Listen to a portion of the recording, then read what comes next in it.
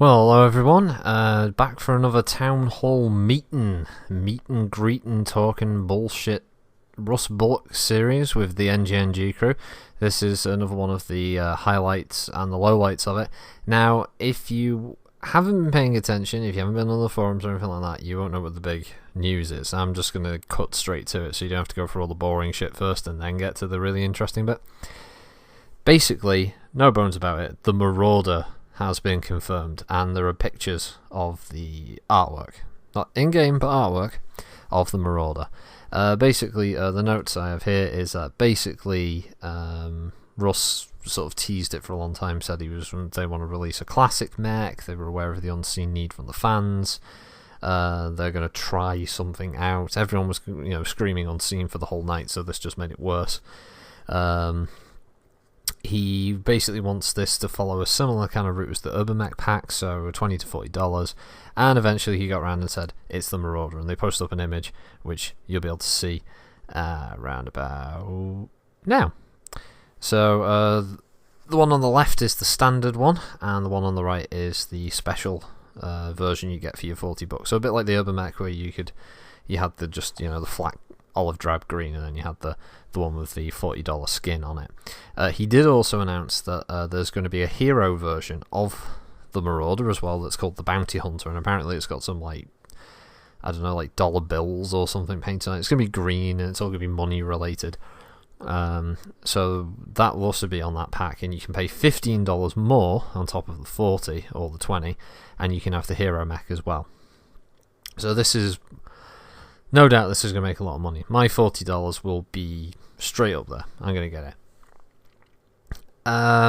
What else did you mention? He said that this pack will be up soon. If not Friday, September 11th, then probably Monday the 14th will be the sort of pack release day. So if you've been waiting for the Unseens, like I have for such a long time, this may be worth it. But what do you think about it? What do you think about its appearance? What do you think about the redesign? Do you like it? Do you hate it? Do you think they could have done it better? Do you think they've improved on the original artwork? He did stress that they are completely committed to this approach. He's very confident that the artwork is Piranha Games. It's their original stuff. It's not infringing on the original Glaug command pod from Robotech or Macross. That it's a completely original design. They're not worried about being sued for the name Marauder, but realistically, I mean, if that was the case, fucking Harmony God would be suing everyone using the word Warhammer. I mean, Games Workshop must be in an eternal legal battle with them, but yeah, they're pretty much confident across the board that this is their creation, their design. No one can touch it. So it'd be very interesting to see what happens in the next couple of months, whether Harmony Gold do try to kill with Force or whether they don't. He does also reveal, as a little bonus, but he doesn't give us an image unfortunately, is that the Warhammer is also complete, as in the artwork is done. But depending on how this Marauder pack goes, which, let's face it, financially it's going to go extremely well. I think what he means by how it goes is whether they get sued or not, because they don't want to take a load of money off people and then suddenly find like, oh shit, now we've got to refund everybody. So if they get away with one, potentially they can get away with another. So I think what they're going to do is, if the Marauder's fine, they're going to go with the Warhammer. If the Warhammer's fine, they're probably going to go with like the Archer, and they're going to go through each one like that, one after the other, which means they're going to make a fucking killing when they do this. But it's really cool to see not only PGI going for the jugular really of Harmony Gold and their sort of stranglehold that they've had for so long over the Unseens, but also Catalyst Games Lab and their redesigns, and hopefully this will mean the upcoming Battletech game from Harebrained Schemes will also have these classic mechs back in there. So that's the main thrust of the entire town hall. Now going to the top of my notes, basically there was also the lesser announcement, which was the second year anniversary appreciation event was coming up, which basically means if you've played 100 matches since January this year, 2015, up to, I think he said, October 6th, I think he said was the cutoff point, you will be eligible for the first reward, which was a Cicada 3F, which basically has a fuckload of jump jets. And then there was anyone who bought a mech pack in the past, only the 2015 packs, none of last year's packs, it has to be a 2015 one, that makes you eligible for a Nova D variant and a Wolverine 7D. Apparently the Wolverine 7D equips mask, so it'll be the first in the Sphere mech to have that. Anyone who bought a top tier pack will also so like the $80 Resistance 2 or the Clan Wave 3 top tier. You will also get the Executioner C variant and the Zeus 9S2. There'll also be a special hexagonal pattern, which apparently you can apply, and it kind of overlays on top of any skin you've got, and it'll change the colours based on what you currently have equipped. So apparently he likened it to like if you had the Franken pattern on your mech, and then you put the hexagonal thing on, it'll adapt to the colours you currently have. It looked kind of interesting from the screening, but it's a skin in the long term. So that was the customer appreciation event, and so yeah, you're eligible until October 6th to do that. So if you're planning on buying a top tier pack, do it now rather than do it in September rather than October. Basically, if you want to be eligible for all of the rewards from that. Apparently, one of the questions, are all the mechs retroactive for people who bought packs this year? The answer is yes, but only if you bought a pack in 2015, 2014 don't count. Apparently, you'll also get a cupcake with the year 2 thing sticking out of it. The big balance patch, he talked about that. He says the balance pass won't go live on the 26th, although the command chair post does say launching 26th. He apparently got that wrong, and that was... I don't even know what that date was. Basically, it was delayed, and they had some hardware issues, and basically the first public test of the balance pass is going live pretty soon, and basically they're going to gather a load of feedback from that, and then they're going to go into a phase 2 of that, which will then take the feedback and then tweak it a bit more, and then hopefully you'll have it out. I think he said sometime early October. Again, it's going to be on one of the patch days in October, basically. But the rebalancing, as he said, that he sort of amusingly said it was a 4-sided triangle, which was interesting. But it was 4 different aspects of every single mech is put into this big database, and they've had a look at everything, and they're going to be seeing what matches up to what, and what it seriously needs to be propped up, what needs to be brought down to make it a bit more competitive or balanced. This first test won't look at things like engine limits or hardpoint numbers, but apparently the second phase of the testing, with all the feedback from people, will then take into account things like adding or removing hardpoints and maybe upping the engine limit or reducing them, that kind of thing. So yeah, potentially it could completely rewrite the game. On the other hand, it could just create a completely different meta. We don't know. But yeah, if you've got the public test server installed, yeah, you'll be able to have a go at that pretty soon. The other big question was Community Warfare Phase 3. Apparently, they'd recently had a meeting.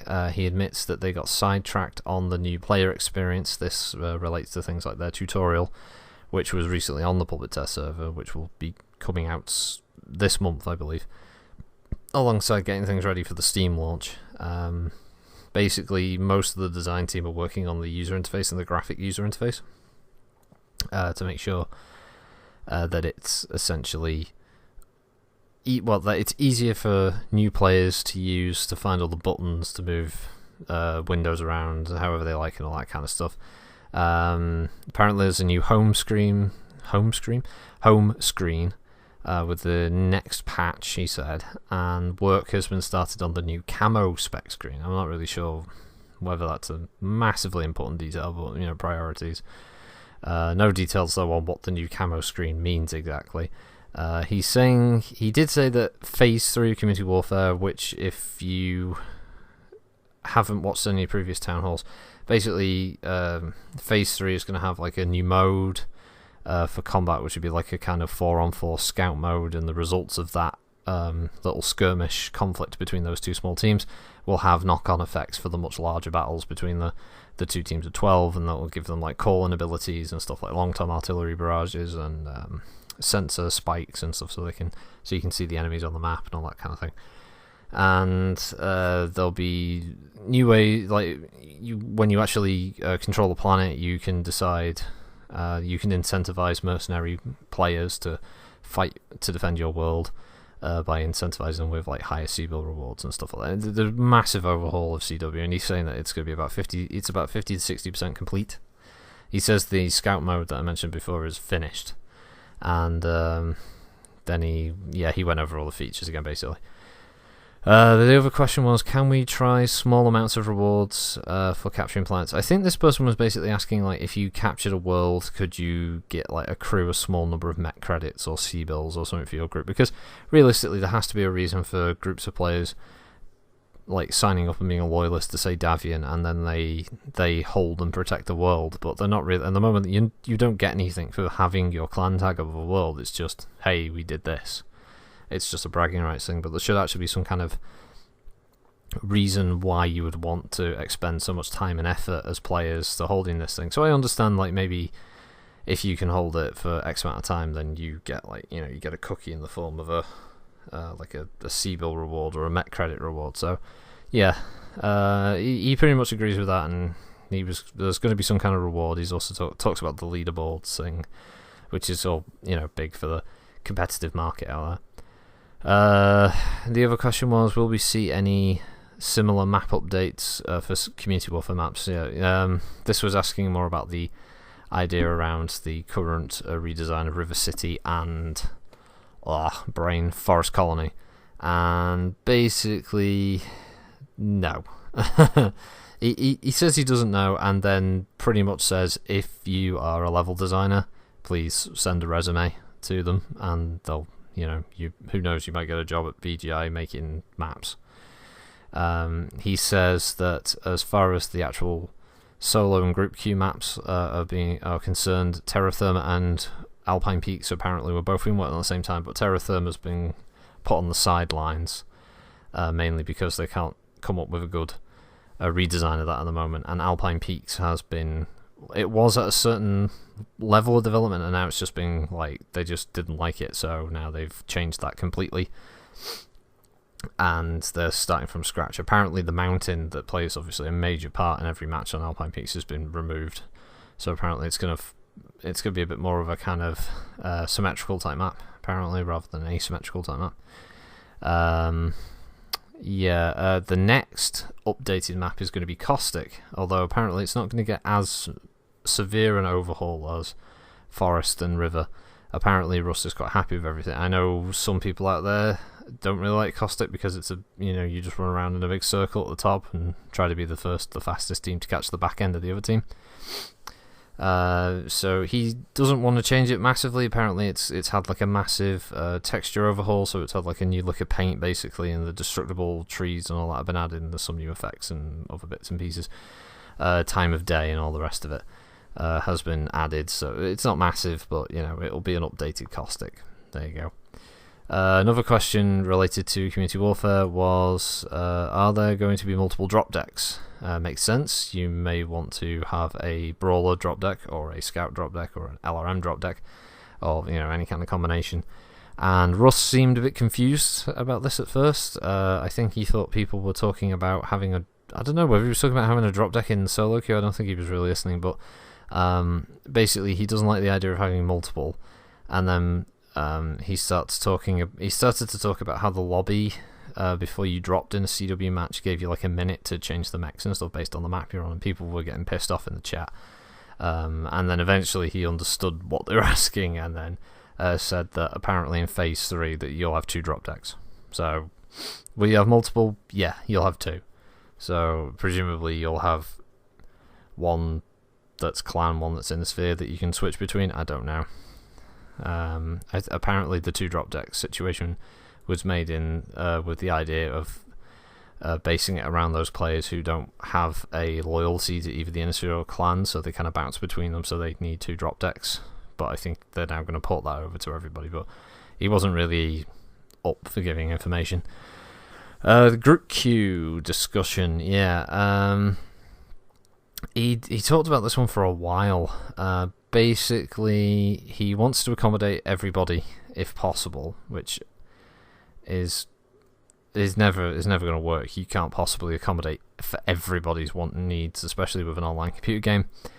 But he's going to try it anyway. Basically, group sizes won't be affected by these changes for the group queue. So you can still drop in groups of up to 2 to 12 with no issue. However, apparently he's going to bring in tonnage limits, which was much older idea, where basically a 2-man group have a much higher potential drop weight.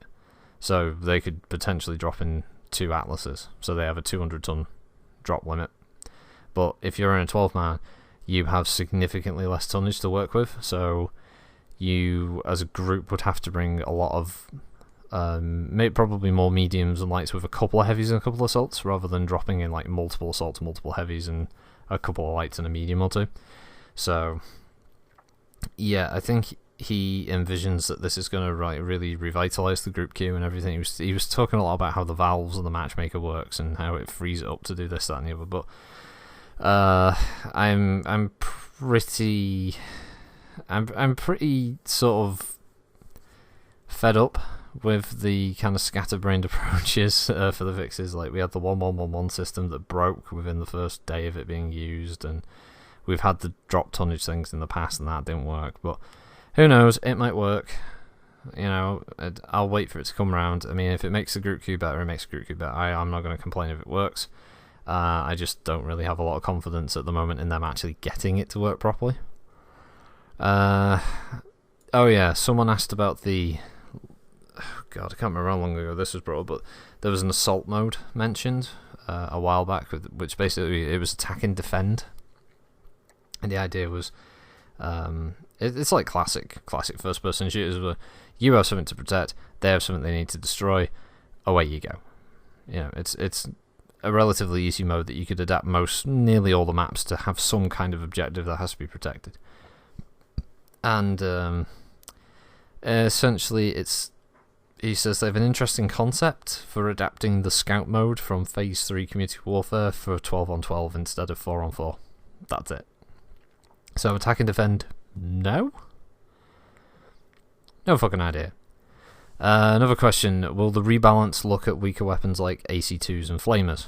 And basically he just says nothing concrete, and that the public test of the balance pass will give that a yay or a nay. Who knows? Again, someone asked whether Luxor LBX cannons will be able to switch their ammo from solid shot to flechette rounds, and they basically thought they could, but now they don't care. He pretty much says he doesn't care. It's just like, no, it's just, there's no explanation for it. There's not even an explanation as to why they thought they could and then they suddenly couldn't. Like, I presume it was like limitations of CryEngine, or they just didn't have the programming expertise or knowledge. Who knows? But the short answer was no. Don't ask. Don't care. So. If you were looking forward to Clan LBs having the potential to switch their ammo loadouts during a mission, it's not happening. Unseen, now, as you know, because I mentioned the Marauder, because it was fucking painful waiting for it all night. He dodged the question and then suddenly goes on to cockpit screens. Now, if you've been playing MechWarrior for any even a short amount of time, you've probably noticed that every single mech has multiple LCD screens that all just say like no target data, basically. And this has been there since closed beta. They've never done anything with these screens. They've not even like had like a fucking image or like a picture of a faction symbol or the inner sphere or anything like that. Now apparently, whenever they've put text on these things, the text looks really bad. Texture-wise, it looks really blocky and shit. Which is interesting because most of the screens they already have in there really have bad textures and shitty images for the text, but hell, it's better than having just the same fucking information just on like 8 screens in the mech. Now, apparently, At one point, they had it with things like a running kill counter and other pertinent information, and that is what they want to do.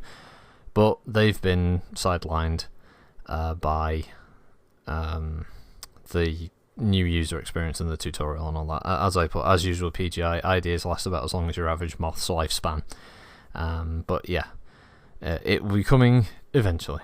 Apparently, Oculus Rift support, they have it working internally, but basically they're not going to support it until it's out in stores. Which is weird, considering there are plenty of games out there that currently do use the Rift, and no one has any particular problems with adding the support for it. But, okay, whatever.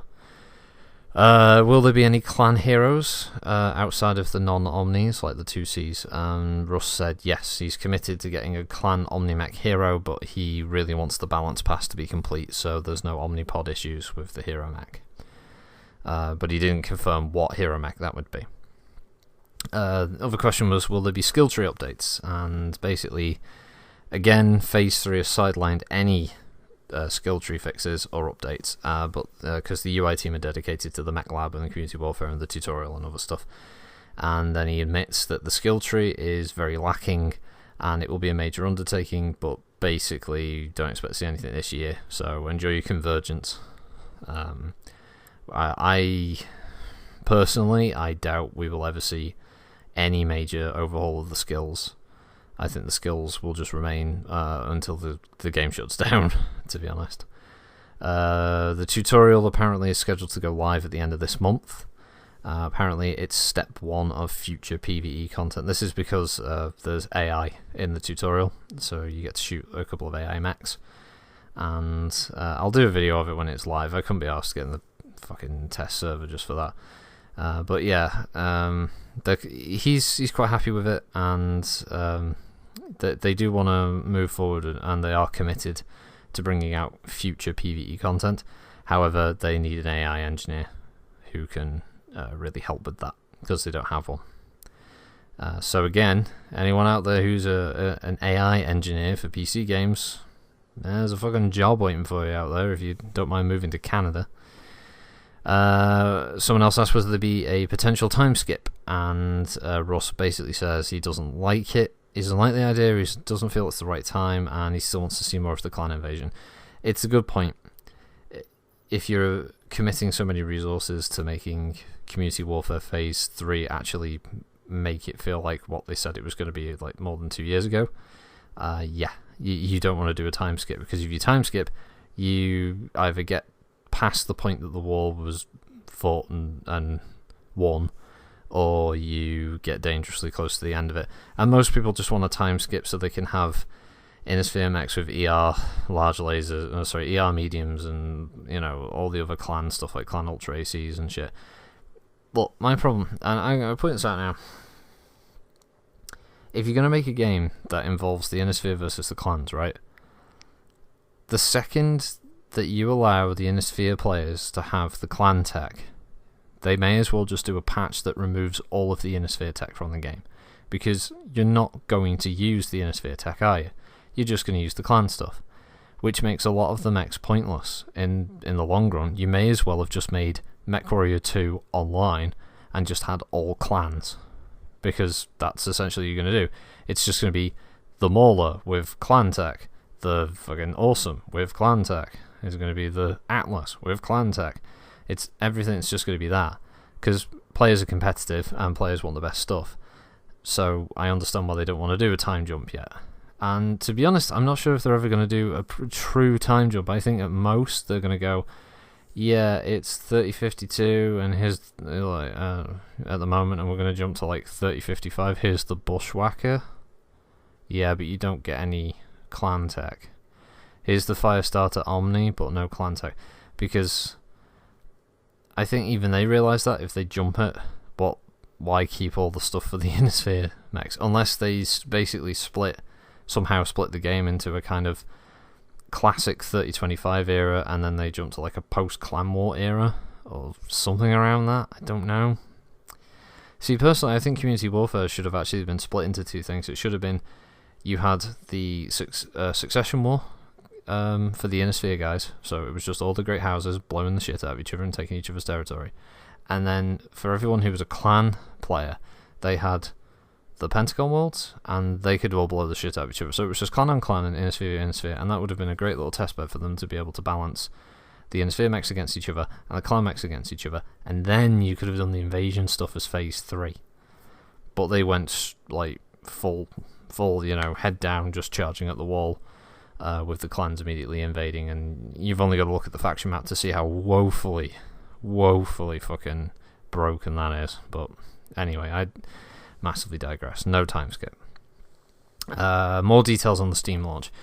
Russ talked a lot about basically the UI stuff and the GUI, and he mentioned third person is off by default now if you are a fresh install.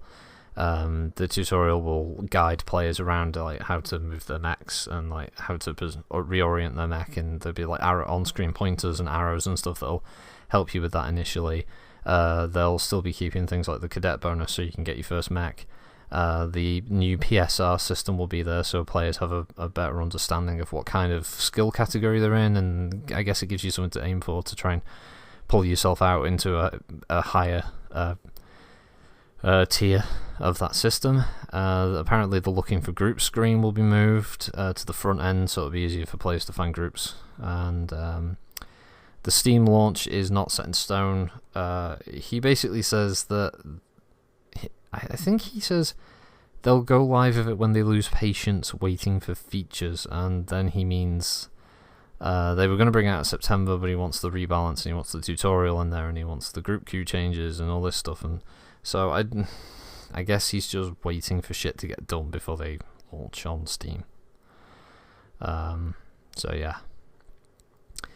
Someone else asked, actually that's quite a good question, was around about 24/7 support for time zones, and Russ said it's a possibility, but that he feels they've got Europe and obviously North America covered pretty well, but Oceanic region is the main talking point of that one, but he doesn't really give any details about whether that'll happen or not. So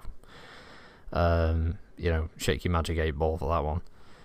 Someone asked flamers, will they be addressed so actually make them useful? And there's no programming time, it's on a to-do list, there's no schedule. It'll likely be brought up in the balance pass or maybe the October town hall. And the last one that people asked about was the stock mech button in private matches, and it was another possibility. He went on a tangent again, but he admits that quite early on in the question that he kind of forgot that it was brought up and it was something that he intended to introduce. So yeah, that was it was a bit of a short one because he had a family engagement, so he couldn't spend a lot of time answering questions, which to be honest was good for me, because I mean, looking at the time for this, it was getting on for about 2:30 a.m. at the time of finishing it. But yeah, then he went on to the Marauder, and he, as I said, he took an inordinate amount of time just to get to the point where he said, Marauder, $20, $40, buy it now. It's like he should, if he'd announced it at the beginning, people would have been happy. I mean, he could have said Marauder, and every time you drop in a match, we're going to charge your credit card like $5, and people would have gone, yeah, okay, Ross, that's fine, because it's the fucking Unseen. I would have announced it first fucking thing, because that would have got a lot of people happy, especially the kind of malaise that sort of surrounds this game at the moment. There's like a lot of grognards and newer players coming in, and they're all kind of clashing with each other on the forums, and there's people who are pissed off at the systems and they really want to shake the designers to get it fucking working properly, and then there are other people who are very happy with things on. They don't want it messed with because it'll break their enjoyment of the game and all that. And so you need to kind of balance all of that shit out, and one of the ways of doing that is to announce, hey guys, we've got the fucking Marauder. So yeah. That was about it. So overall, I think it was exactly what the town halls are designed for, which is to sell shit. Because there's not really a lot of new information in this thing. The people always ask decent questions, and he doesn't really have answers to hand. Or it's stuff like, oh, we'll get around to that, or oh, we haven't really got the time, or oh, we're working on this thing over here. And really, I think Russ comes to this like with 3 or 4 things he wants to talk about, and then he's got the thing he wants to sell you at the end, and it's always a mech pack, you know. So this one was customer appreciation, community warfare phase 3, the Marauder, and Christ, what was the other one? Even I forget it. It was just kind of the group queue discussions. That was it. That's really all he wanted to sort of rattle on about, and anyone else's questions were just kind of like, we'll fix it when we get around to it.